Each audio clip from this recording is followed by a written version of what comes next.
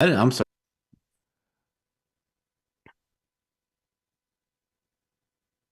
And let me see if it's running.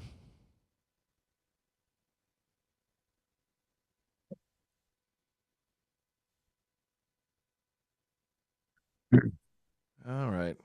Hopefully it'll show up on your stuff. I think he had to click the link for it to work, but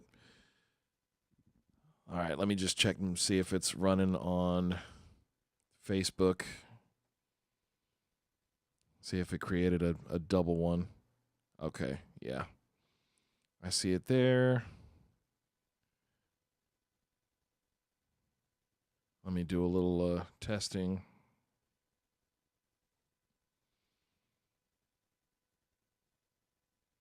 I saw it pop up there. Okay. All right, I'm going to put us on the camera here. We are live. And hopefully we don't have any issues. I'm going to move this over here so I can still monitor the stream. All right, y'all. This is kind of a last-minute live stream, but we've got Brother Rod Saunders here from Jew and Greek.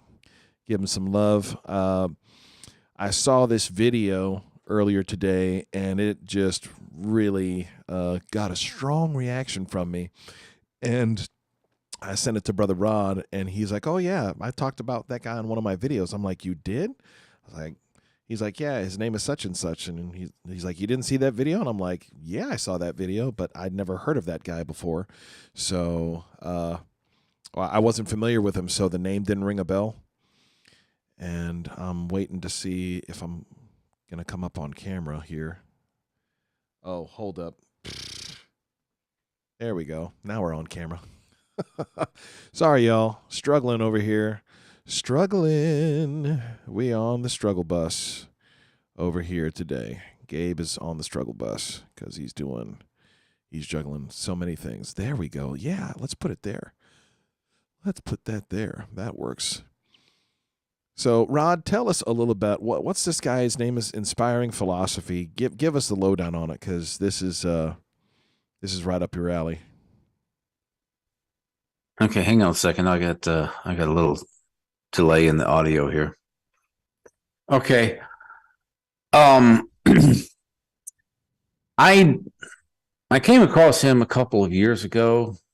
A bunch of apologetics YouTubers got together at an apologetics conference, and let's see, one of them was Bobby Conway, the 1 minute apologist, Mike Winger, and then the What Do You Mean guy, and then Michael Jones, I think is his name, Inspiring Philosophy. Yep, you're right. And so I got to listening to him after that, and became familiar with his approach to apologetics.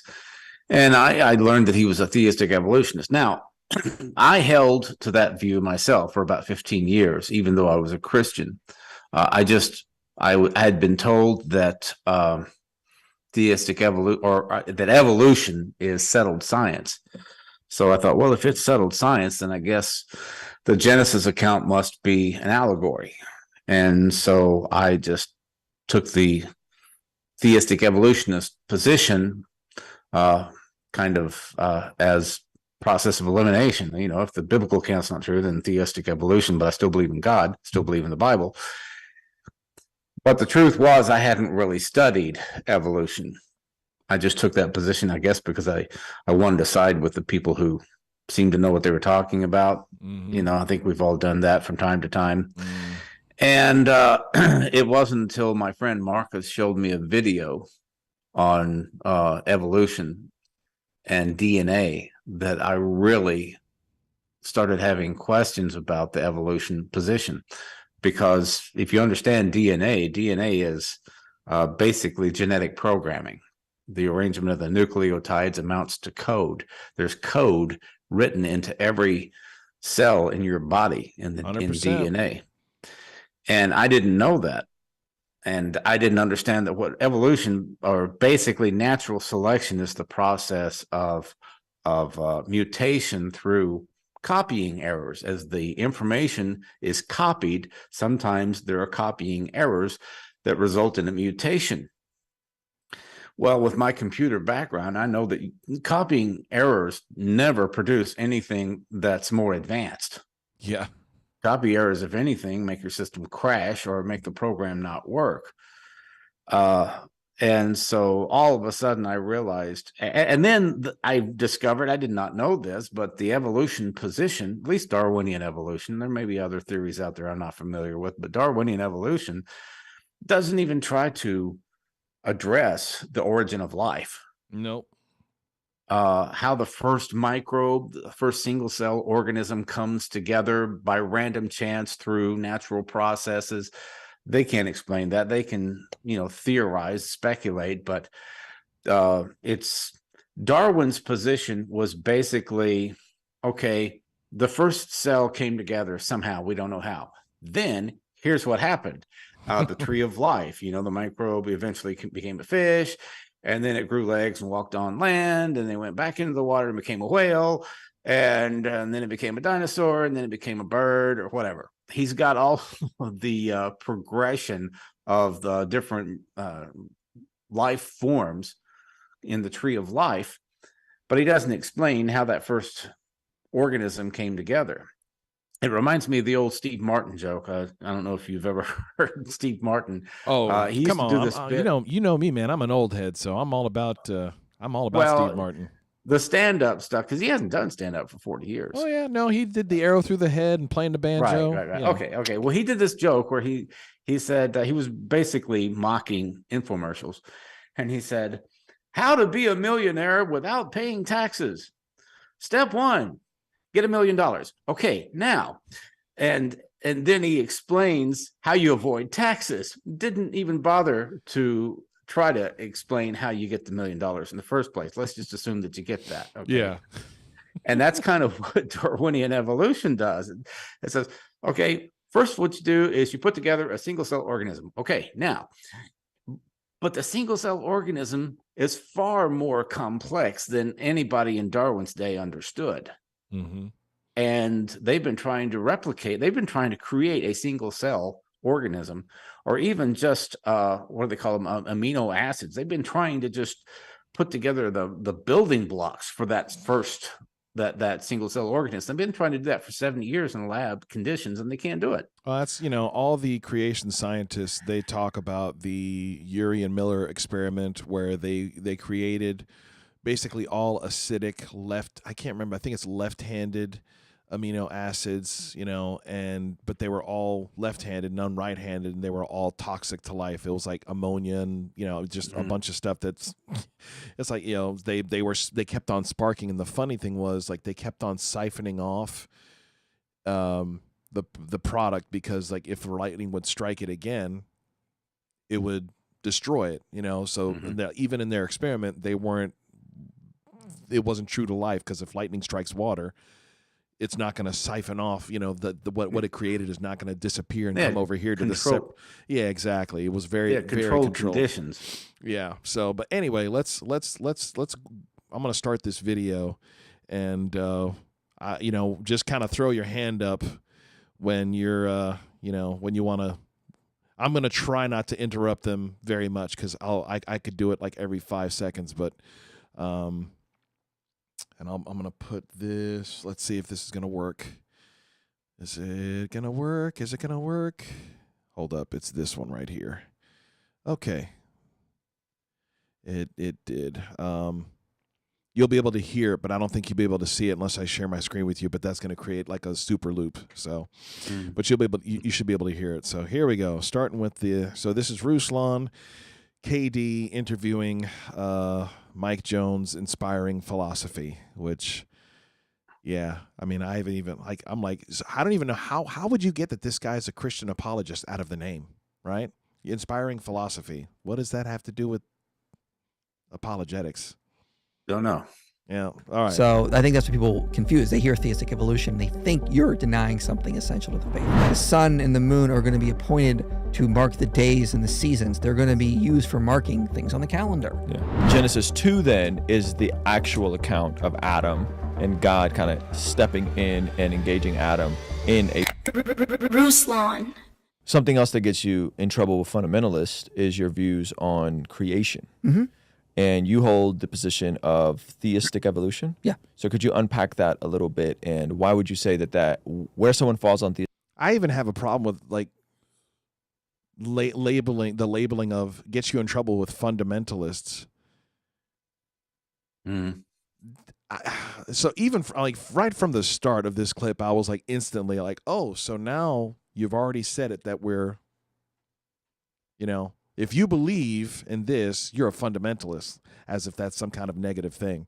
Anyway, sorry. Theistic evolution or creation, literal 6-day account, old earth, gap theory, full-on theistic evolution. One, so just help me understand why that's not essential and why sometimes conflating it as an essential is not helpful. Yeah. And then two, kind of what specifically your views are. And you have debates on this. I don't want to go super duper in deep because you have some really good debates on this. Yeah. So for one thing, I think people, when they hear theistic evolution, they think we're denying essential core doctrines.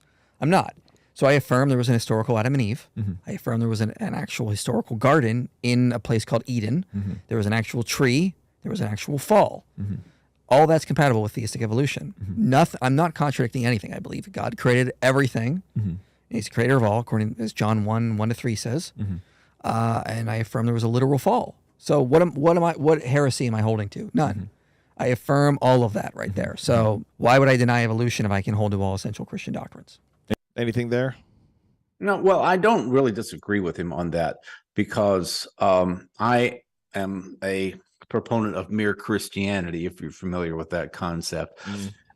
I don't think that you've got to run the gamut of all of these different theological positions to pass some arbitrary test that other people have put out. I mean, if you've ever read the Athanasian Creed on the Trinity, my goodness, you get one thing wrong and you're going to hell, according to the Athanasian Creed on the Trinity. I don't even think the Trinity is an essential. I don't see anywhere in the Bible where it says believe in the Trinity and you'll be saved. So I don't consider your view on the Genesis account of creation or on the origin of man. I don't consider that an essential issue. Because like I said, I was a theistic evolutionist for 15 years myself until I really started studying evolution. The problem that I have with his position is not so much his view on evolution as it is his ambiguous statements on other issues like hell and the doctrine of eternal judgment, universalism. He's made very ambiguous statements on hell and universalism. That concerns me a lot more than this. But I don't agree with him on evolution for sure. And the Genesis account, everybody's got a different understanding of Genesis. I mean, you're going to hear him get into it in a minute about how day 1 corresponds to day 4, day 2 is day 5, day 3 and day 6. There's so many different interpretations of the Genesis account of creation that I wouldn't say that any one position is right or necessarily wrong. And I don't believe in the gap theory, but I suppose there's some possibility that that's true. But for you to stake out a position on Genesis and say this is how it happened, I think that's just as wrong to say this is how it happened, therefore evolution, therefore old earth, old universe. I think that's just as wrong as to stake out a position and say this is how I interpret it, therefore the universe is 6,000 years old. I wouldn't be dogmatic about that either. But you'll hear him get into some really interesting stuff later on. Oh, yeah. He snuck in 2 or 3 things in this, and I'm like, whoa, you are sneaking in some grenades in here, man. Because I'm with you, old earth, young earth. I think that's one of those things that we should even passionately debate over a cup of coffee, but that's not something to break fellowship over. You know, and I understand people getting into some other, I even understand people like, you know, Jesus only versus Trinitarianism versus, you know, I mean, just all those different branches of trying to understand the relationship of the Father, Spirit, Son, and what we call them, and, you know, all the fracturing that has happened of the church. Because I kind of understand that more than some of these. Like, I wouldn't even consider this a tertiary issue. I think this is just one of those things to an extent. I don't know if we can know young earth, old earth. I have my views. I think science kind of gives us some clear evidence as to, you know, what I, if you ask me, like, to stake my position, which I probably will at some point with this. But I guess my issue with the whole thing, well, let's let him talk, and then we'll get, because we got 14 more minutes of this. Oh yeah. I hear you, Brandon the Zealot. That is an issue that he supposed, like, I don't even think you could call it eisegesis. This dude just starts literally writing verses in Genesis. Well, now in his defense, he does not claim to be a Darwinian evolutionist. He's got a different version that I'm not familiar with, that he considers. So he doesn't more believe compatible. that men were dying before they evolved. So God made monkeys, and they. I mean, if you say, well, because I read where he said he doesn't understand Darwinism. I think he does understand Darwinism, and he claims to have a different view of evolution than Darwinism. That's what he's advocating, I think. Gotcha. I think. Okay. Well, that's what Brandon the Zealot said. He said evolution requires death. How can you have evolution without death? Is in which is the Darwinian model. And you're saying he's on some other trip. Okay, gotcha. Interesting. So I think that's what people confuse. They hear theistic evolution, they think you're denying something essential to the faith, and I'm not. So right then and there, there's no problem there. Yeah. So, and correct me if I'm wrong, in terms of the other people, because basically the view of theistic evolution is that Genesis 1 is the account of all creation over evolution. It's not literal. It's more, I guess, allegorical, metaphorical. Yeah, well, let's talk about my view on this. So again, I affirm all essential Christian doctrines here. So I don't say the Bible teaches an evolutionary account of history. You're saying it's compatible. I say it's compatible. Gotcha. You know, they're two different categories. It's like saying, does the Bible teach calculus? Yeah. You know, it's not the same thing. So I try to interpret Genesis 1 in its ancient Near Eastern context. Now, look at what Genesis is doing. People. Yeah, and even that supposed flex, I'm like, hey, I'm trying to interpret it in the ancient Near Eastern context. I'm like, I've been studying this a long time. I've never heard anybody from an ancient rabbinical view and ancient historic view espouse any of these concepts other than maybe some of the Greek philosophers. But that's way past whenever Moses wrote this down, you know, and Yeah, way. but would you consider the Greek view ancient Near Eastern? Well, yeah. I mean, I guess they're near the East, but to me, I'd be like, Well, I guess since Greek thought had permeated the entire Mediterranean world, I see where he's coming but from. even then, I'm like, what is the ancient rabbinical view? Because that would hold, and even then, if you're going to start talking about the Near Eastern or the Greek philosophical view, why don't we talk? What about those? What were those rabbis writing? What was the mind of the rabbis? Those 70 rabbis that wrote the Septuagint. What was their view? Because they would have given us some much more clear hints of this when they were. Yeah, I don't know where he's coming from on that. That's what I'm saying. Like, you know, well, in the ancient Near Eastern view, source, please, chapter and verse or source, because. Like I said, I mean, have you ever heard anything like that from the ancient Near Eastern view of people espousing any kind of this craziness? He is pretty thorough, though. He'll probably have some source that he'll pull out for you, but it's not necessarily a well-known source. I don't know. We'll have to wait and see if he elaborates. Well, you'll have to find that. I'm this guy, man. He made my cheese about slide off the cracker. I don't even know if I'm going to make it through this whole thing before, you know. Well, I'm trying to get to there was a couple points that he said that I should have time marked them because they was just like I was flabbergasted. People have often brought this up. What's happening on day 4? How do you have night and day, morning and evening before the sun and the moon are created on day 4? Yep. So that's a problem. Yep. So some will try to say there's another light source, which is not in the Bible. So here's an example of a young Earth creation is. So right there's not another light source. Isn't God light? Doesn't he say I'm light? Well, what he's saying is you're adding to the Bible if you try to put that into the text, because the text is not saying that God created light from himself, but he's speaking of light within the context of day and night. Mm-hmm. Okay, I think, and like I said, there's a lot of different views on this, and I'm not gonna fault him for saying this is how I see it. But if you try to tell people, it doesn't mean what everybody says it means. It means this. And you're dogmatic. You can't be dogmatic about the Genesis account of creation. But the thing that's interesting is he's saying that people that want to take that view of light are adding to the Bible. Remember that, because it's gonna be relevant here in a minute. Oh, I know. I'm glad that you set it up that way, because I was about to give it away. And it's like when you talk about like, well, we don't want to add to the text. I'm glad I didn't add. I have a censor sound. Yeah. Roll it some more. Adding to the Bible. Another light source that's not in there. Yeah. So day 1, light is created. Yep. Day 4, the luminaries are created. Yep. Day 2, the sea and the sky are created. Day 5, the animals that inhabit them are created. Yeah. Day 3, the land and the vegetation. Day 6, animals on the land. Yeah. Notice a pattern. Yeah. You have almost a framework here. Day 1 corresponds to day 4. Day 2 corresponds to day 5. Day 3 corresponds to day 6. Interesting. Okay. This is not chronological order. This is a framework order. They're doing this on purpose. Okay. And it shows intimacy with God. How is it not chronological order if it's that's sorry. I don't know, but that's that's not an original theory. I mean, I've heard that before, but like I said, there's 100 views on all of this. Mm. you get more closer to where God is going to make his presence dwell, which will be on the land with the humans. So this is sort of what's going on. Now compare Genesis 1 to Jeremiah 4. If you read Jeremiah 4, he's talking about how the northern kingdom was basically destroyed by Assyria. And he's saying, Judah, this is going to happen to you if you don't shape up.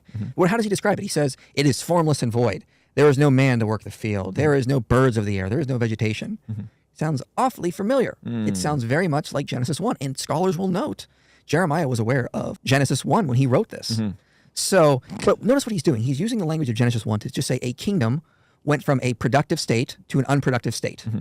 Well, why couldn't Genesis 1 just be doing the exact opposite in reverse? So it's just saying God took a chaotic world and he made it a productive world. Interesting. We see this on day 4. The sun and the moon are going to be appointed to mark the days and the seasons. They're going to be used for marking things on the calendar. Yeah. We're getting order handed to us. Yeah. Tohu and bohu, the words used in Genesis 1 for formless Tovu bobohu, by the way. and void. They don't really mean that. If you look at scholars like David Samura or John Walton, it more likely refers to being unproductive. Yeah. So Yeah, and that's not what in my studies tovu vabohu is actually properly translated became without form and void, which the people who hold to the gap theory will cite tohu bohu, or however you say it. I'm not a Hebrew scholar. Topsy-turvy, upside down, whatever. But they will invoke that. They'll invoke Genesis 1, 2, and the earth became void, because that word is translated became elsewhere, depending on the context. But if most Hebrew scholars will say, yeah, depending on the context, the context here doesn't require translating it as became, which is why most translations have and the earth was. But if you hold to a gap view, if you hold to an old earth view, then it's convenient to bring in tohu bohu and Jeremiah, like he's talking about, and then Genesis 1, 2 became. I don't remember what that word is in the Hebrew.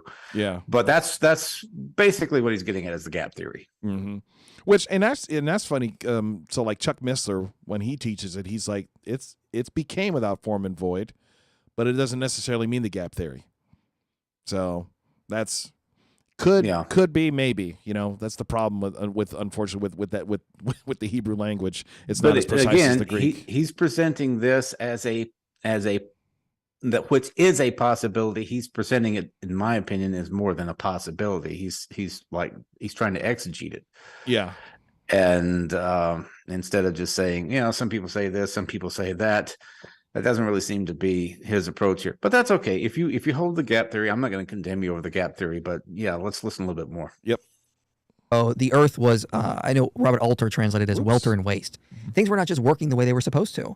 So God comes in and he says, all right, well, here, the land is going to function as to bring about vegetation. The seas are going to function, or the water will function as seas. The light will function as day. Then darkness will function as night. The luminaries will function to give you calendar dates. This is how things are going to work in my new setup here.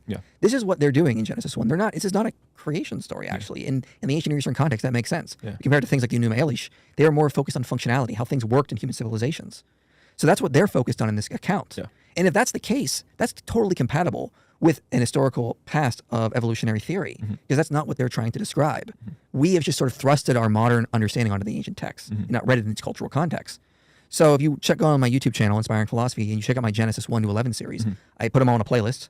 I go through and I explain this in detail, how this is more about functionality, about how this is God giving, setting up the cosmos to be his cosmic temple, not him creating things materially. Got you. So Genesis 2 then is the actual account of Adam and God kind of stepping in and engaging Adam in a literal garden. Yeah, so Genesis 2:4 uses a phrase called "these are the generations of." That's a Toledoth, and we see that show up in Genesis quite often. These are the generations of Terah. These are the generations of Ishmael. So we go through all of these, and they say, these are the generations of. These are the generations of. These always introduce what comes after that person. They're like chapter markers. The next thing that happened is this. What we see in Genesis 2:4, that means it's a chapter marker. It's basically saying this is the next thing that's going to happen. It's not going back and filling in details on everything that happened on day 6. And so scholars like Benjamin Kilker argue what actually is happening is day 8 of creation. Interesting. Yeah, and that was one of the first. I'm like, say what? And he says this like probably half a dozen more times through the video, like day 8 of creation. Chapter and verse. Yeah, seriously. I mean, I'm not saying you can't, that it's wrong to view it that way, but when you're invoking day 8, a lot of people think we're still in day 7. Well, and that's like, so God rested from his work and then he made Adam. You know, I mean, like that's the like scripture interprets scripture. Like this is how we're supposed to do apologetics. This is how we're supposed to do exegesis. I'm like, so he made everything, and then he says something else that completely negates the next scripture, and then it says he rested. You know, and I'm going to leave out the what's in between because he's going to say something that really completely contradicts that scripture after it said he made everything, he looked at it, he did something, and then he said he rested. But yeah, that whole day 8 thing, I'm like, what day 8 in creation? What in the world are you talking about, man? What are you talking about? And so that means everything that happened on. What do you want? Oh, of course, we got to have What a job that. Hold up, that means we can do a quickie. Hold up, there it is. Come on, man. Come on, man. We're trying to do a video here. This one already has happened. Hey, you want to see something crazy? 67 No, I don't. Mankind, Fast male forward. and female, to be his. God Studios channel. So when God called mankind, male and female, to be his image of God, that happened before Adam was on the scene. So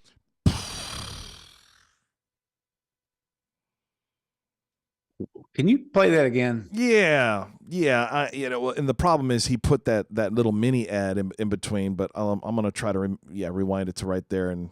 God Studios channel. So when God called mankind, male and female, to be his image of God, that happened before Adam was on the scene. So when God called man and woman, man and female, to, that happened before Adam was on the scene. That's literally what he just said, right? Did I miss anything? No, I wasn't sure. I didn't catch that when I watched it earlier. Oh, I did, because I'm like, this broke my brain so bad because he said something. He'll say something that I'm like, what in the world? And all the red flags just starting off, like like a failing system in Star Trek. Like it's. And then you don't hear anything for 90 seconds. And then he says something else ludicrous that you're like, what hold up, wait a minute. I'm having a system malfunction, a complete shutdown here. I'm going to play that one more time. God Studios channel. So when God called mankind, male and female, to be his image of God, that happened before Adam was on the scene. So thoughts, comments. Are you ready to get a pitchfork yet? I mean, like, cause I got it lit. I'm not really sure, but I think what he's trying to say here is that there were Neanderthals. Well, and the pre-Adamic race, which, see, the thing is, most people that talk about the pre-Adamic race, it's in that tohu vabohu. It's not. They're not contemporaneous. Let me flex my vocabulary over here with Adam. You know, they were literally. I mean, because how in the world can it be pre-Adamic? Well, no, it's just like it's the day before. It's 2 days before Adam. Are you seriously? Are you seriously? You know. I think. See, what I know about him, I heard him tell his story one time. I don't have a video clip of it, but he was explaining one time how when he started off doing apologetics, he was a Genesis creationist. And he was debating an evolutionist, and he got clobbered. He tried to defend the biblical Genesis, Adam and Eve, young earth, or whatever.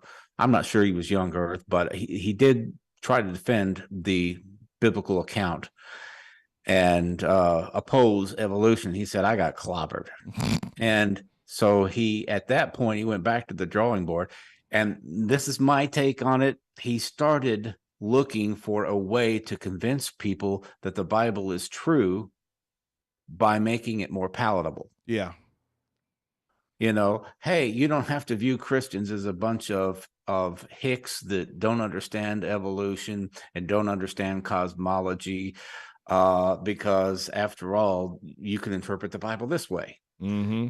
But then eventually that leads to ambiguous statements on hell and the doctrine of eternal judgment and universalism, which, you know, once you abandon the authority of Scripture, I guess he wouldn't say that he rejects the authority of Scripture, but he certainly rejects the more traditional interpretation, more literal interpretation of things.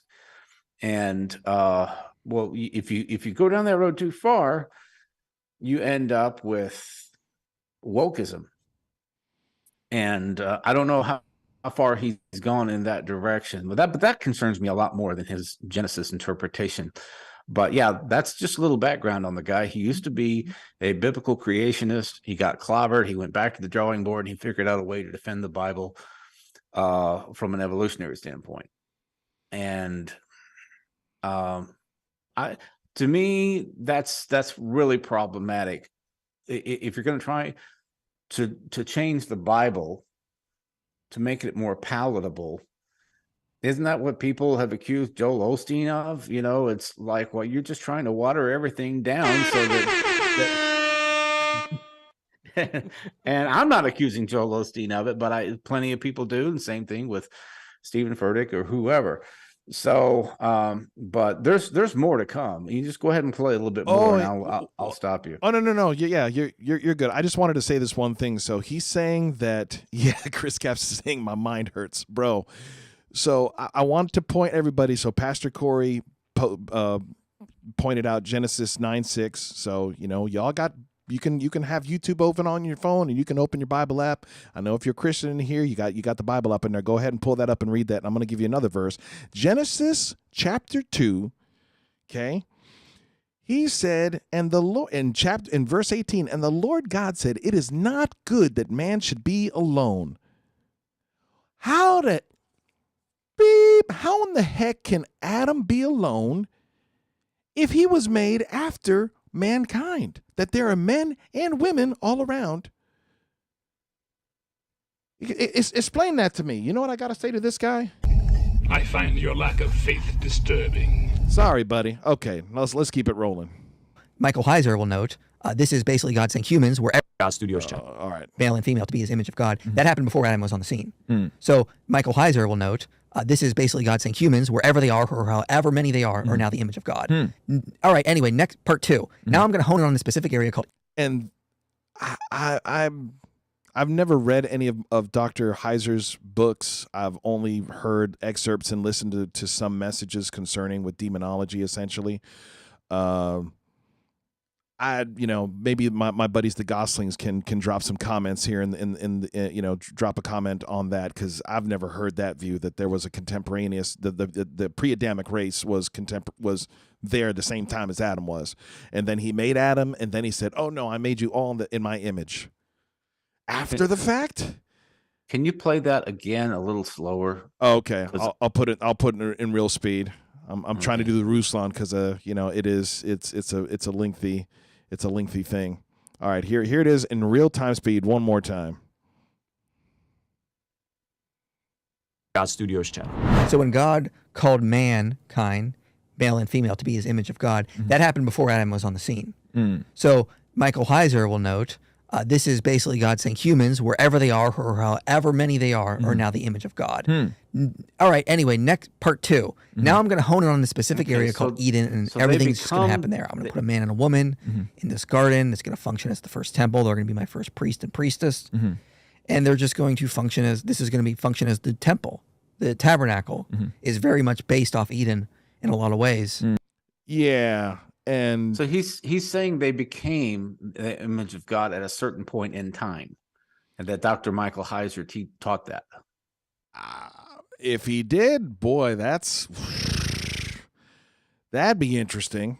I don't know. I'm not an authority on Michael Heiser. Me neither. Maybe May he rest in that- peace. May he But rest I in don't heaven. ever remember him saying anything like that. Me neither. But he's saying God made Adam to be the priest, and then Eve along with him to be the priest for mankind, and then he gets into this whole crazy thing. But and I don't know about the whole thing with Michael Heiser. Oh, there was something else he said in that. I mean, I'm telling you, dude. Like, this is how I listened to this the first time. I'm like, what?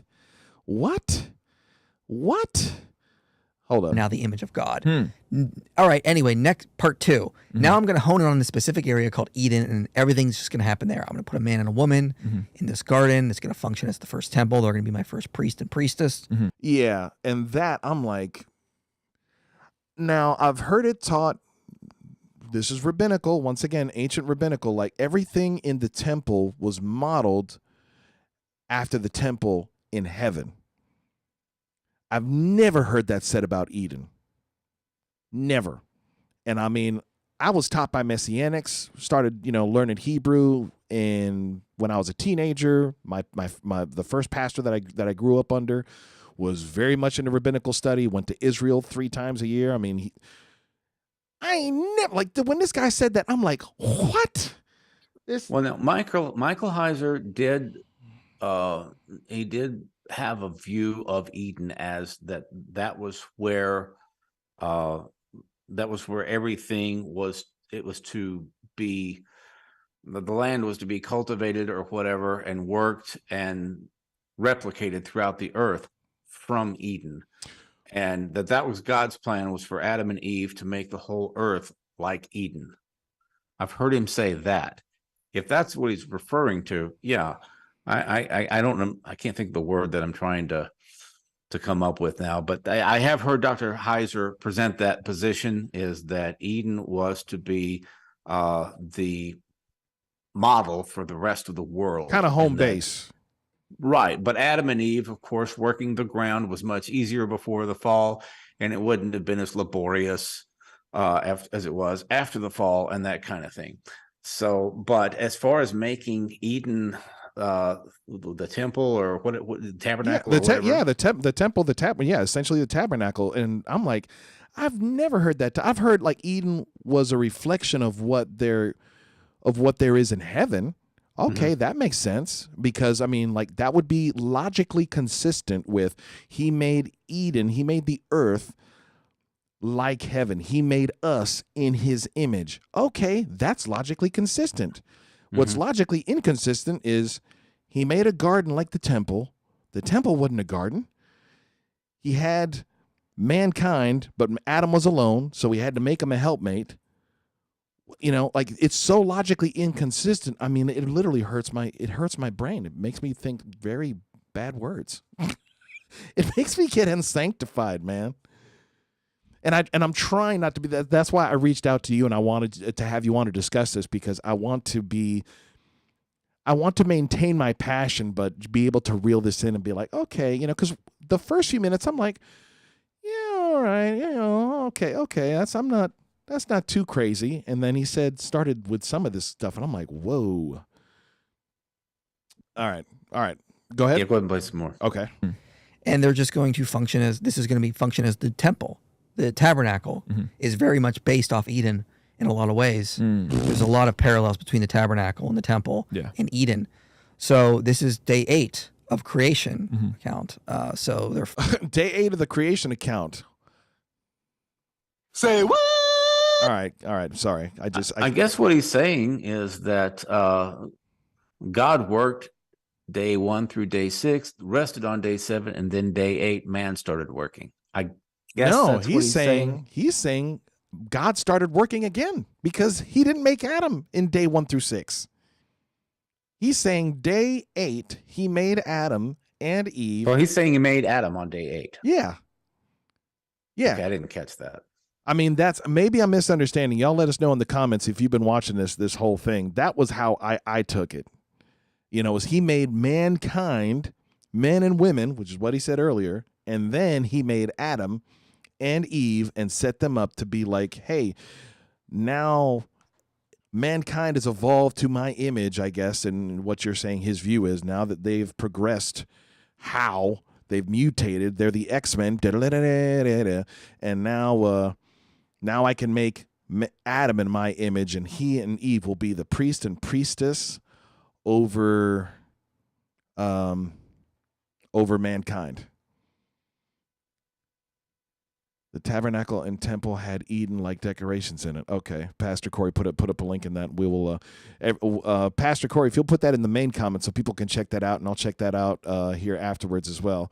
Which that would make sense that the temple would have decor, remembering, in remembrance of commemorating Eden, but to say that Eden functioned as a temple and the temple was modeled after Eden, I've never heard anything scripturally or rabbinical and ancient, rabbis talk about that. That's because, yeah, supposedly, Copeland said one time that that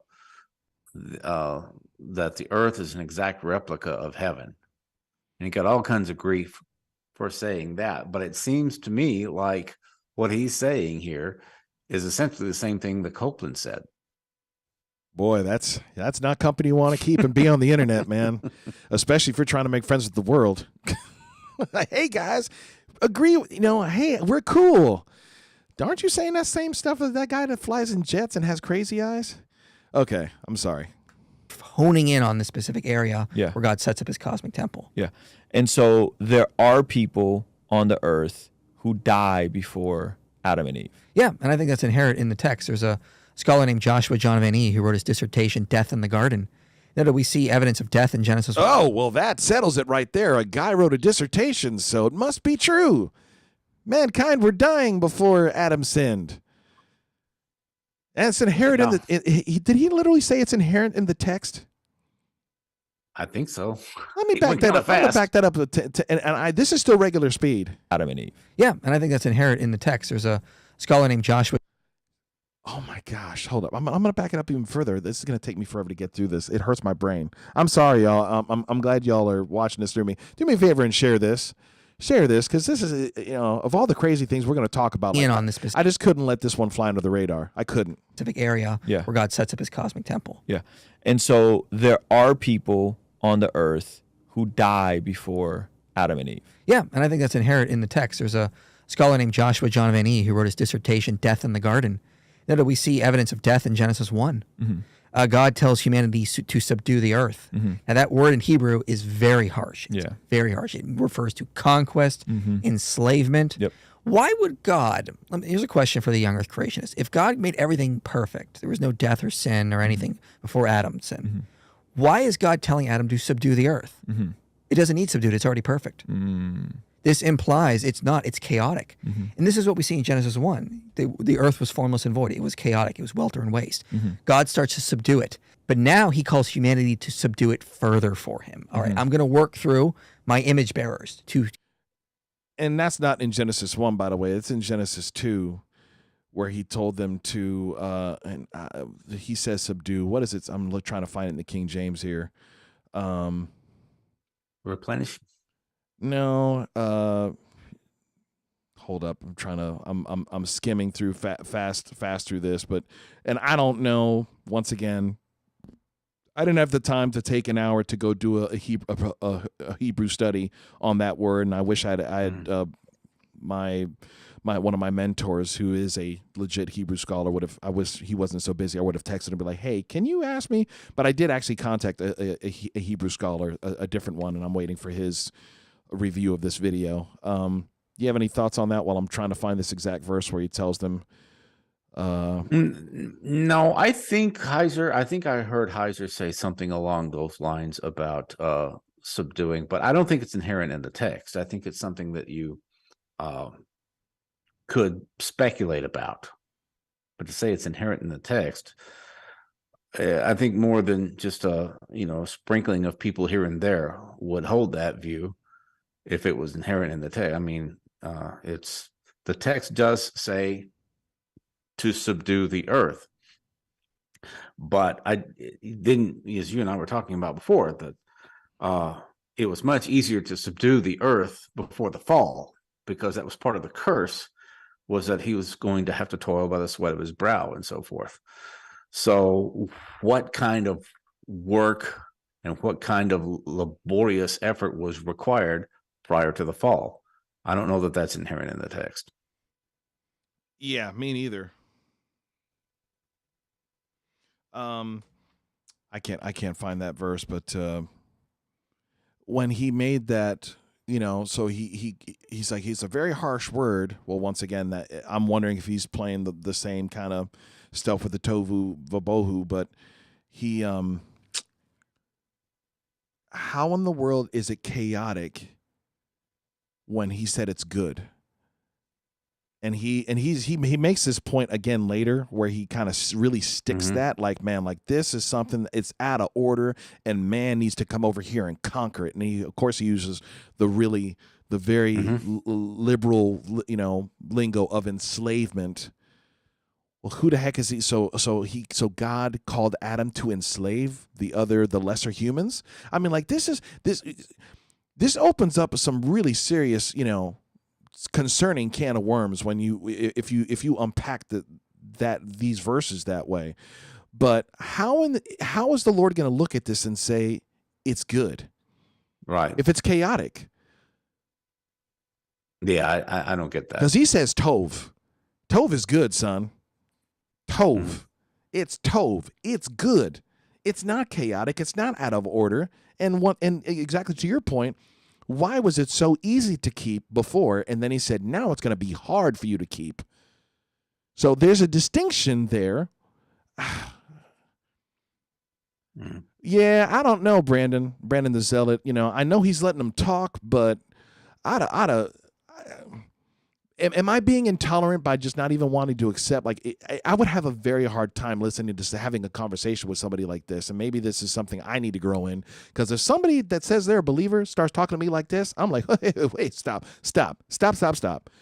I wouldn't have even gotten to this point in the conversation. I don't know. Maybe that's a weakness. Y'all tell me. Could y'all handle having a conversation with somebody like this? Let me know in the comments. Here we go. We're going to let him go. Let him go. Continue to subdue the earth, because it's still chaotic. Let's take Eden to the rest of the earth, because it's not perfect out there, guys. I need you to go out and make it perfect. No, so it's good, but it's not perfect. I want to cry. I want to cry and throw this microphone into... Lord, I have so much to grow. I have a lot of growing to do. Y'all forgive me. It's not perfect. So God didn't make it perfect. God, you don't have anything? You want me to just keep on going? Just let it roll? Keep going. Okay. Of course, we fell.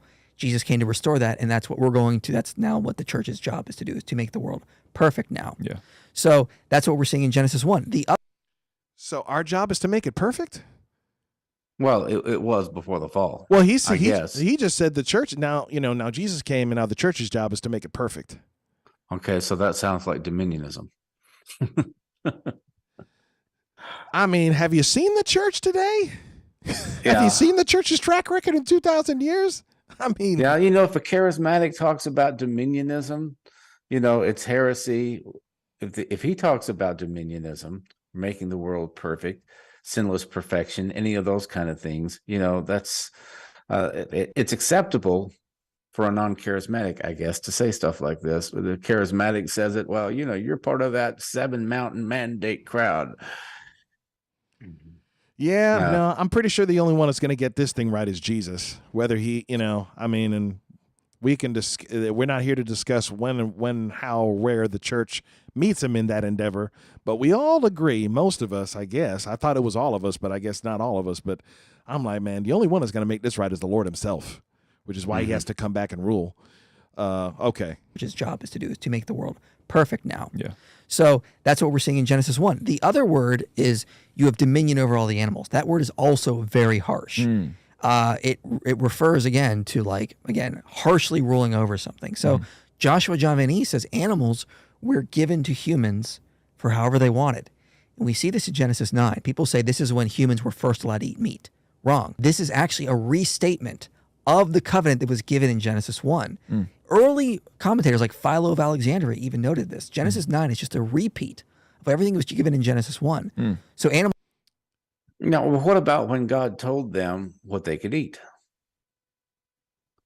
It was the fruit of the trees and the plants. I've heard it. Yeah, go ahead. God didn't say, look, I've given you all kinds of cows and chickens and fish.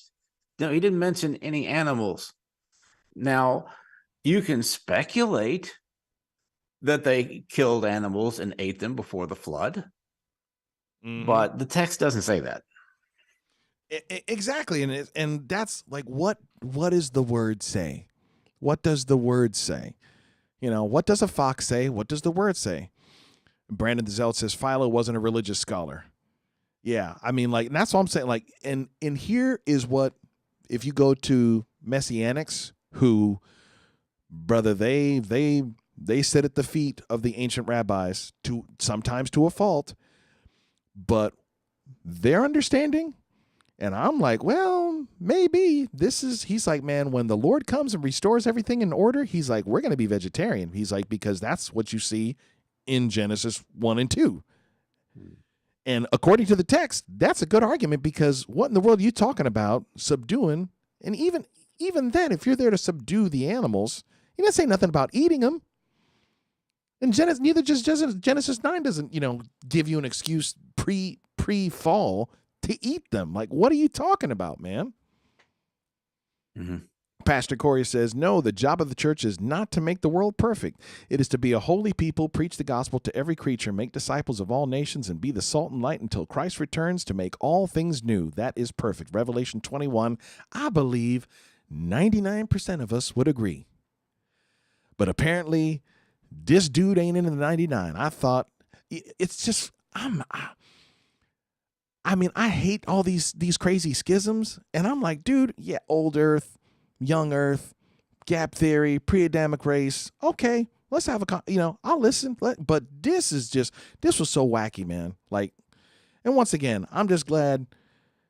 I don't know, maybe it's resounding with some other folks here in the comments, but to me, I'm like, dude, this is some kooky do stuff, man. This is next level. All right. Animals are given for food because they were already given for food in Genesis 1. So read up on Joshua John Van E, how he goes through the Hebrew of Genesis 9 and Genesis 1. It notes this is just a restatement of everything that happened Genesis 1. And you can see my video on Genesis 9 where I point that out. Interesting. What do you say when people say the idea that there was death before the garden, that doesn't sound like what Paul is writing in terms of death entering through Adam? And, Adam is the guy that blows it, and then all of humanity. Oh, and then I was going to ask, would the people who were on earth outside of Adam, did those people die off, or are those people still kind of like image bearers of God? Well, all humanity is the image of God. Let's be clear about that. But Paul is using the same context we have, which is Genesis 3. And all Paul says is death spread to all men. Well, how did death spread to all men? Well, we know. We can read in Genesis 3. God never curses Adam and Eve. He never changes their bodies from immortal to mortal. He curses the ground. Okay? And then he says, behold, man has become like one of us, knowing good and evil. We're going to cut him off from the tree of life. So the only way God allows humans to die is he says, no more tree of life. So that implies human was already mortal, and the only way we were immortal was the tree of life. Was the tree of life. Interesting. And this is implicit in the text. When we see that God says, the day if you eat of it, you shall surely die. The Hebrew more likely means, as scholars like John Walton or Robert Alter will note, it more likely means you'll be doomed to die. So if you eat from this, you'll be doomed to die. And how does God doom them to die? Just cuts them off from the tree of life. So they were already mortal. Yeah. Thoughts there? I've heard that before. That is in the text, that he, banished them from the tree of life. Oh, with a seraphim with a flaming sword. Right. So I'm not going to dispute that, but did their bodies change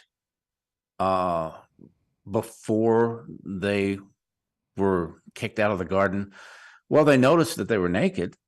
Something changed. I mean, I think it's an argument. It's an argument, and even that was like, I was like, huh, well, that's plausible. However, it could just as easily be that when they ate from the tree of the knowledge of good and evil, that corrupted their DNA, and they could have changed then. So they could have been. You could just as easily argue that they were immortal, and when they ate that fruit, they became mortal. Well, do you remember when the Apostle Paul talked about being born not of corruptible seed, but incorruptible? The seed was corrupted. Okay, I do think something happened anatomically. Something happened physically in the flesh, in the DNA, as a result, in the code. The code was corrupted at that point. Right. I don't think it was just a matter of not having access. Another view on this is their nature was fallen. They had a sin nature now. Their bodies, were decaying. But if they had access to the tree of life, they would have continued to live in that condition. And so that God kept them away from the tree of life so that they wouldn't live in that fallen state forever, alienated from him. So that's a different view on this than nothing happened to them. They just died because they couldn't get to the tree of life anymore. See what I'm saying? And yeah, absolutely. And actually, Brandon the Zealot made a very interesting observation there. He said they were made from the dust of the ground, then God cursed the ground. That's another good point. Dude, that is, I gotta. And Corn Pop was a bad dude. And he ran a bunch of bad boys.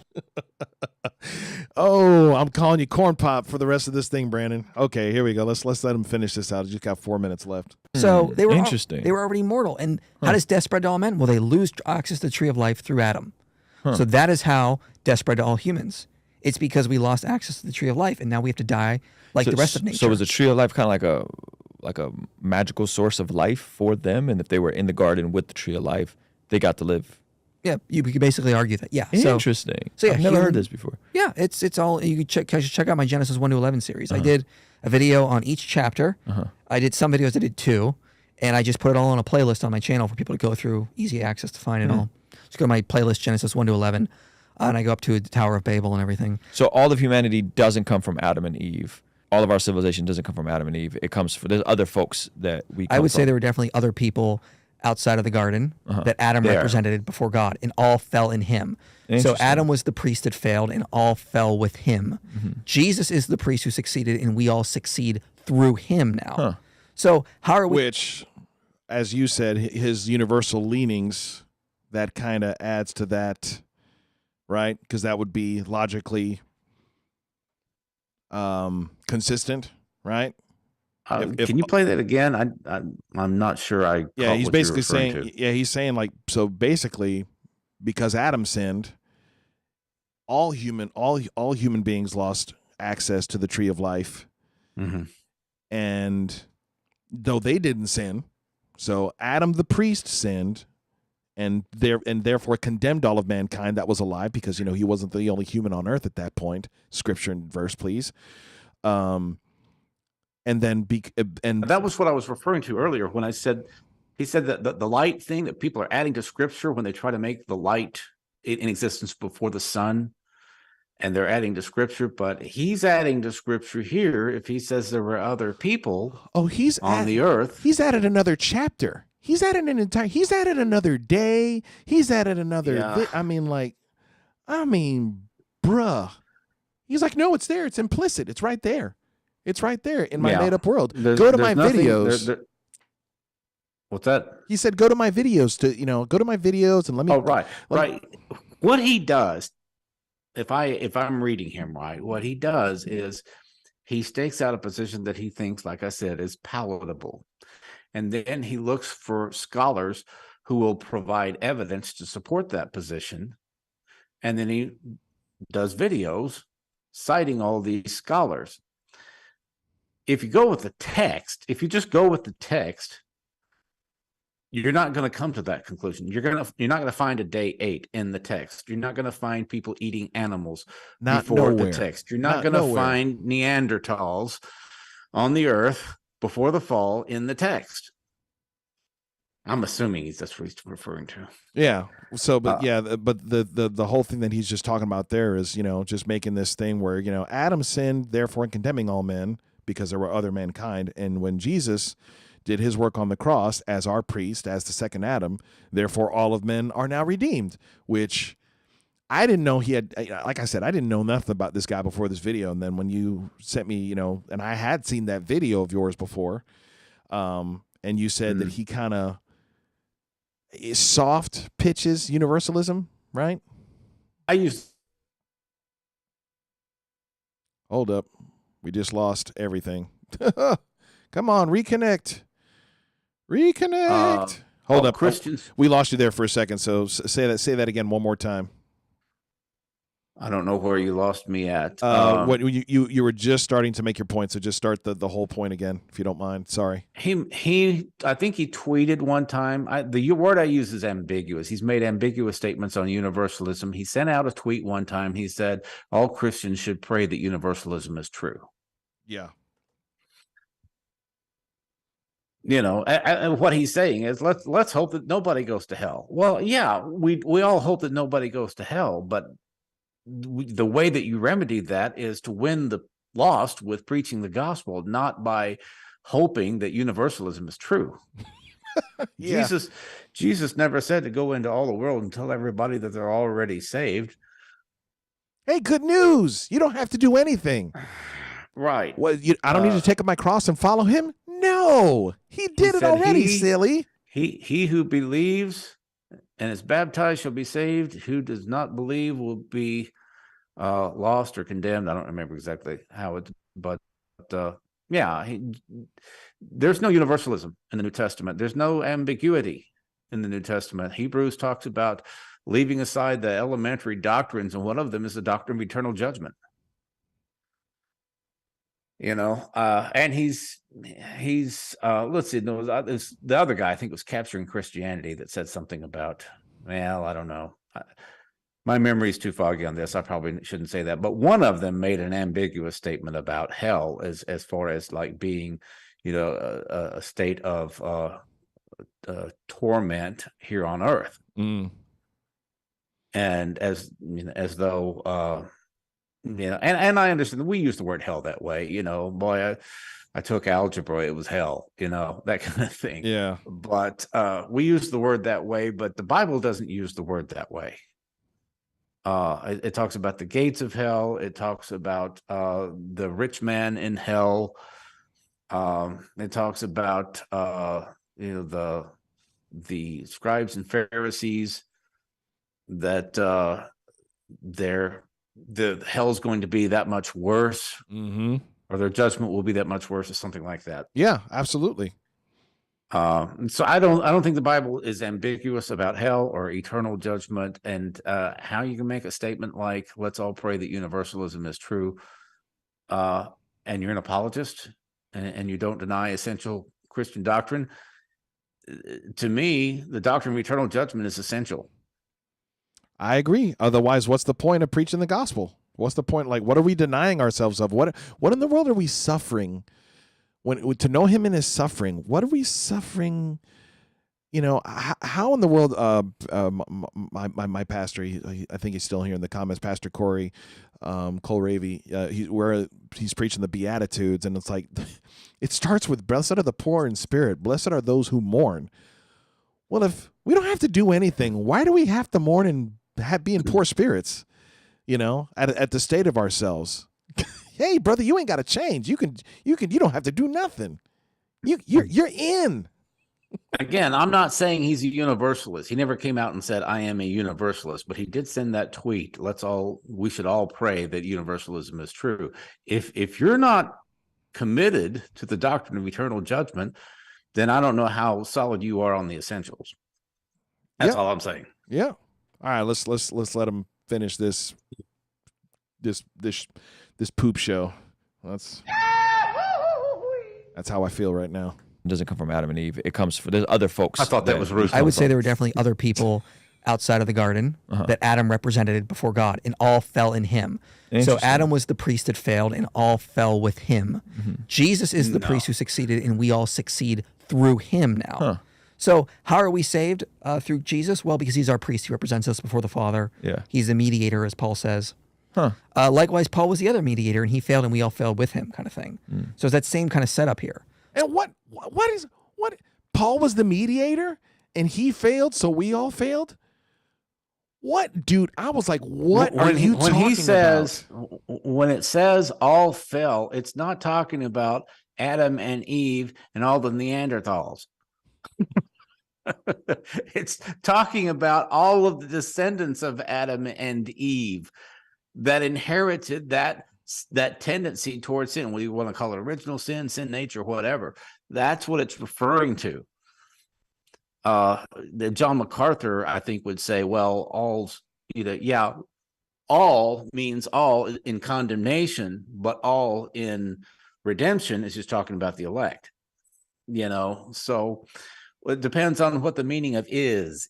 Oh boy, it depends on what the meaning of all is. Where's here. I don't have a Bill. I don't have a Bill Clinton button on here. But I don't think he's talking about some other civilization that was on the earth before Adam and Eve, and they all fell with Adam and Eve. I'm talking about. I think it's talking very clearly about all who have been born since the fall. Mm-hmm. Oh boy. Yeah, boy. So if you accept that Jesus saves us through his atoning sacrifice, you also have to accept that Adam's failure also meant that we failed. If you want to accept the free gift of salvation, you have to accept that we all failed in Adam as well. And that's how desperate all men. Our priestly representative before God failed. And therefore we all fell with him. And so luckily, of course, God heals the situation through his own blood. Do you think Adam and Eve's descendants had babies with some of the other folks that weren't necessarily their own descendants? Oh, absolutely. Okay. I mean, this is a weird thing. We know from Those genetics. genealogies are very Yeah, well, we know from genetics that you can't have incest. It's gonna result in all sorts of birth. And this is total crap. Well, this is what the geneticists are saying now, that a lot of people have Neanderthal DNA in them. Well, so Neanderthals, which is hilarious. I don't even like. They're more human than human. This is like when people don't when they buy into this evolutionary Darwinian evolutionistic theory, thinking mentality. Like, you don't even read your own science. On a genetic level, Neanderthals are more human than human. They had to reclassify them. Like, we are Homo sapiens sapien because Neanderthals are Homo sapien. They're genetic. So, and to the believer, okay, they're finding these. Basically, the theory, what I agree with, is that these were post-flood, or possibly even pre-flood, but probably some post-flood human beings whose code was not yet as corrupted. But this whole thing that he's going into now, like, well, of course they didn't breed with each other because look what happened with the pharaohs. You're talking like okay, reconnected. Okay, I can hear you now. Yeah. What was the last thing you heard? because everybody else missed it too. You were talking about the genetic stuff. Yeah, so there's 400 years from Yisrael, Yaakov, Jacob, Israel, to the pharaohs, okay? How many years was it from Noah to Israel? I think it's somewhere about 800 to 1,000 years from Noah to Israel coming out of Egypt. That's 1,000 years to corrupt that genetic code. And we know from what the royal families in France and Great Britain, all those royals' incestuous relationships, yeah, they had some wackadoo kids, but they had a lot of functional human beings. And that's 3,000 years after? That's funny, my camera had to help me make the point. Like 3,000 years after the pharaohs, Abraham was married to his sister. Sarah was his sister, because he said, hey, Half-sister. Yeah, half sister, but still, I mean, so different mother, same father. So you can miss me with that nonsense, man. Like when you have a perfect genetic code, you don't have those issues because the Lord didn't even make that stipulation till way later that he's like, don't marry your own family members. Right. If you're going to try and make the case that our genetics have the residue of the genes of a different race or a different breed of humans other than Adam and Eve, you have to go back to the flood. Okay, everybody died in the flood except for 8 people. So whatever DNA is in existence now comes from those 8. Yep. I think it's much more likely that whatever weird things that emerge in genetics could be the residue or the remains of the genetics of the Nephilim. Because I don't know anywhere that says that they were all killed. A lot of them obviously were. A lot of the giants were killed. I don't know. That's something I probably need to do a little bit more study on. But that was after the flood. Yeah, well, and there's a lot of speculation. It's, you have to go into things, and even there, it doesn't clearly. The closest thing we have to somewhat of an explanation, because here's what the Bible does say. Okay, here's what it says there in Genesis 6 that the Nephilim were before the flood and after. That is sola scriptura. It is in there, and we know that. We got King Og, we have Goliath and his 5 brothers, we have the extermination of all those races there was a reason why that happened. Okay, so that's how they came about. Well, those that delve into this stuff, they say that Nimrod became a Gibborim, which is basically a Nephilim. So there was something, they believe it has to do with satanic rituals and all sorts of kooky, crazy, disgusting, evil things. That's how Nimrod was able to become whatever Nephilim are. But even that's like, man, that's a little bit of a stretch. It's a little bit, but as far as to what he's saying, I know, because I could get off in the Nephilim stuff for a while, but with him saying that, well, of course we had another human race, because how in the world that they're going to marry their brothers and sisters and have all this, and they're going to create all of humans. I mean, like, that's, you see what the pharaohs did, that all these people were deformed. I'm like, dude, like, that's not only are you not only doing bad Bible, now you're doing bad science. Mm-hmm. Yeah, I don't know how. I would be interested to find out where he stands on the flood. Sounds to me like he doesn't believe in a global flood. I mean, if you're gonna give me this view, I would bet you $20 that he doesn't believe. He probably believes in a local flood. That's I would be very surprised if he believes in a literal flood. If you believe everybody died except for Noah and his family, then you've got 8 people that produced the genetics for all of humanity today. Unless, like I said, you've got the remains of the genes of the Nephilim after the flood. Okay, because it happened before the flood and after the flood, as you said. Yeah. So, and I don't know that they were all killed. And so there may be some weird, we do have giants from time to time that pop up. Robert Wadlow, what was the guy, like 8.5 feet tall? Well, and that something was like from acromegalia. That's from the gigantism, but that's not. He wasn't a true. I mean, he was a giant man, but he wasn't a giant. Yeah, Giant. but is it possible that is just like a throwback to the genetics of It's a prior possible. giant race? It could be a corruption, a version of that. It could be a corruption of that code. That's very possible. That's very possible. But when you understand that Goliath was a warrior, and Robert Wadlow could barely get around.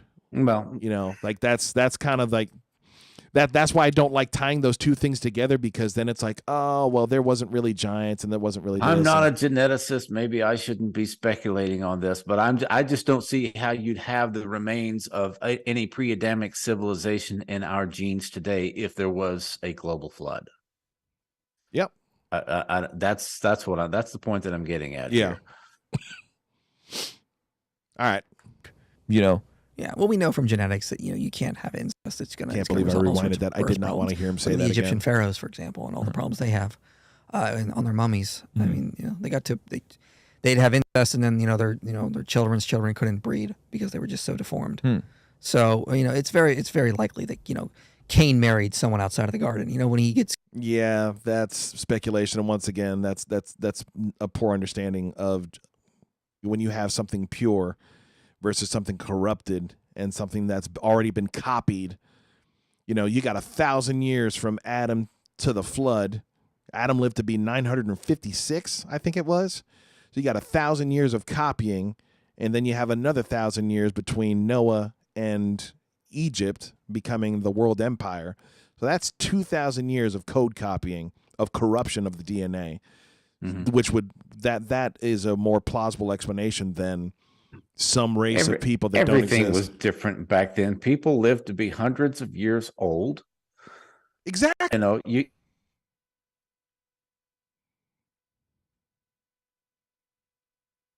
It dropped again. Hold up. Come on, Zoom. Hold up. It dropped again. You got hundreds of years of something, and then it stopped.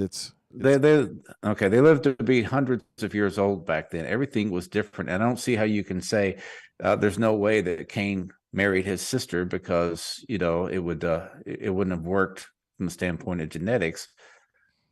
Well, if the race was different back then, you don't know what results there would have been. I don't have any, because we're not given any timeline. We're not told how many kids Adam and Eve had. It I don't lists have the any sons. problem. It lists the sons, but it never lists the daughters in the genealogies. So right, and really, it only lists. And if you live to be hundreds of years old, you could marry somebody 100 years younger than you. A niece, a grandniece, whatever. So. Yeah, I don't have. I mean, people. That's one of the oldest questions that apologists deal with. Who did Cain marry? Yeah, yeah, and to try to invoke the pre-Adamic civilization. Yeah, I don't buy it. It's possible, but it's certainly not in the text. That's there you go. There you go. Chapter and verse. Okay, it's cursed. Or by God, he says, everyone's going to come after and kill me. Well, who? Your parents? I always wondered about that verse. Yeah, yeah, it's implied. Yeah, it's very much implied that there were other people outside of the garden. Interesting. Yeah, his family. Well, they were all outside of the garden at that point. well, he's saying like who's going to come after me? Well, you just killed your brother. We don't know when that happened. Obviously, you're old enough to kill, so you got to be. Let's just assume you're teenagers. Let's say Cain was 14 and Abel was 13. Wouldn't he have other siblings? Did they just stop breeding? I mean, I don't know that. We don't know how long it was from the time that that Cain and Abel were, we don't know how old they were. It could have been Do we? 300. Yeah, when that happened. You know? So and if you there's somebody does a very interesting, they do a generation, like basically how fast a population can generate, like how fast you can go from Noah to Babel. And it was something like something crazy. In less than 200 years, I think they could go from 8 people. Maybe it was less than. It was ridiculous. Like it was something like 100,000 or 200,000 people in a matter of a century or something like that. Mm-hmm. Bonkers. How fast you can actually generate. You know, I mean, but then even look at India. You know, I mean, there's a reason they're. I mean, they all having. They're like Catholics, man. Everybody's having like 9 kids. And if you have 9 kids and then each one of your kids has 9 kids, I mean, bro, that's called multiplication. That ain't addition. All right, almost done with this thing.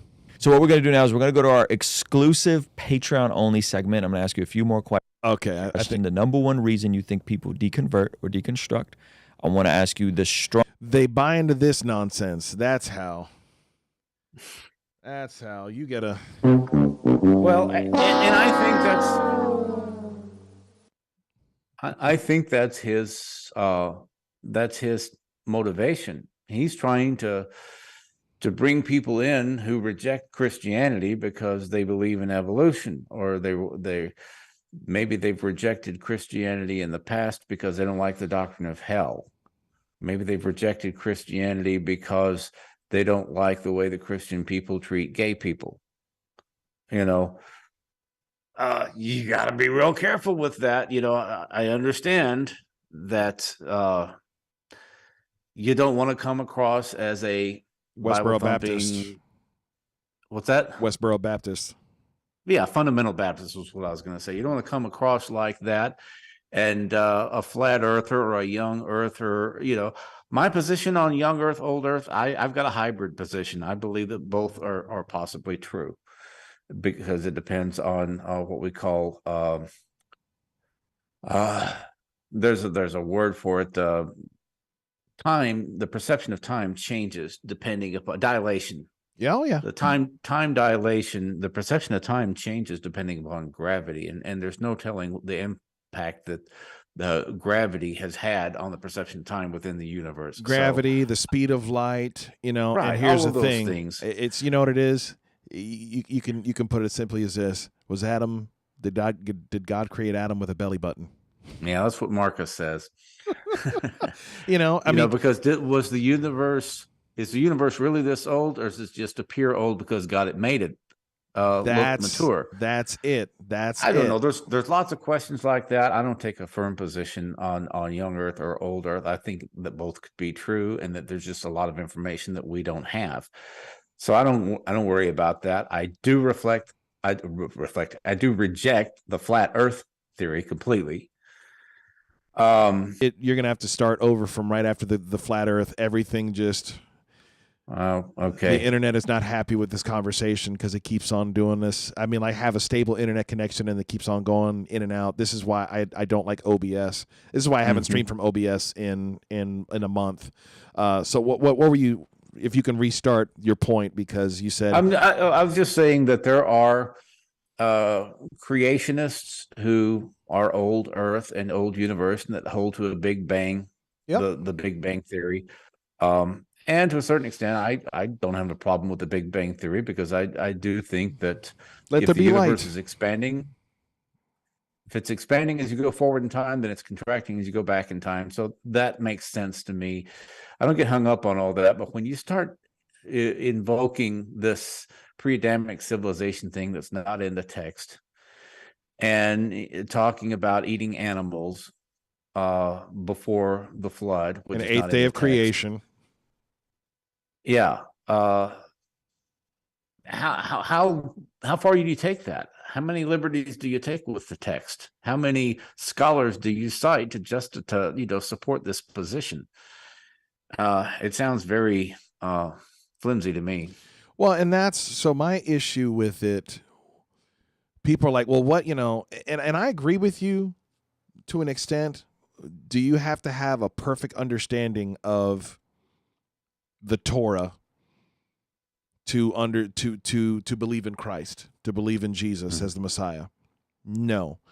But I do believe if you have Genesis, Exodus, Leviticus, Numbers, and Deuteronomy wrong in short order, you will get, and I'm not saying you have to have like this exact view on all these different things, but if you're saying it's allegory, Genesis 1 and 2, most people from what I've seen, and like I think a great public example of this is what was the name of the guy that wrote Friend of God with Israel Houghton?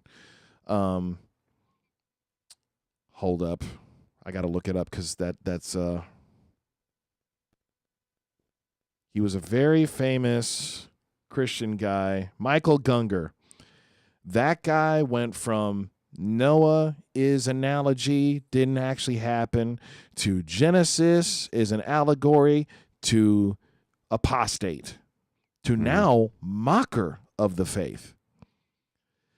That's my concern, because if you start invoking, and I know you weren't this way, but most people don't have your fortitude to go from theistic evolution and still hold to, okay, maybe God used it, maybe God did it.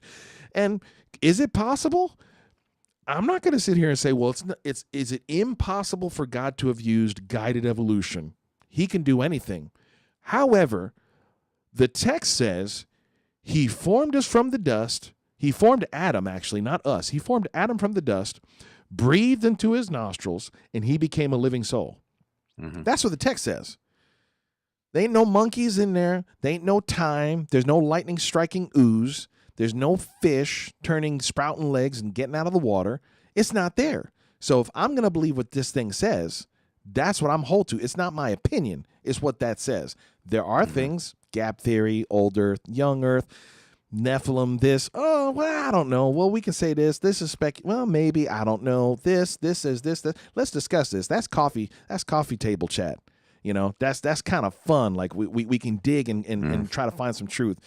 But that's kind of my issue with this type of stuff and especially what was disconcerting for me is in the comments is you're seeing so many people like, oh yeah, I can't. And I'm like, bro, like it is it's a landmine to me. Like you're walking in once you walk into that minefield. Yeah, that Capturing Christianity guy. I don't remember his name. It's an Italian name. But he's got a big YouTube channel. And he gave every time Rod wants to make a point, it locks up. Zoom, cut it out. On apologetics. Hold up. It cuts you off again. YouTube is not liking you, man. Okay, Capturing Christianity said what? Yeah, we need to wrap it up, I guess, because this is going to get annoying. No, but go ahead. But yeah, the Capturing Christianity, the guy behind that is friends with Inspiring Philosophy, and he gave a universalist an hour and a half on his show one time to make his case for universalism. So I'm not saying that they're universalists, but I'm saying when you start wavering on the issue of eternal judgment, that's very concerning to me. That's much, I'm much more concerned about that than I am where did Cain get his wife? Yeah. Because that's, when you start down the road toward universalism, and now the gospel has lost its meaning. Yeah. And that's, you're 100% right. And that's, I think once you, and this is one of the things that Vodi Bakum actually uses, and many other people use this thing. It's,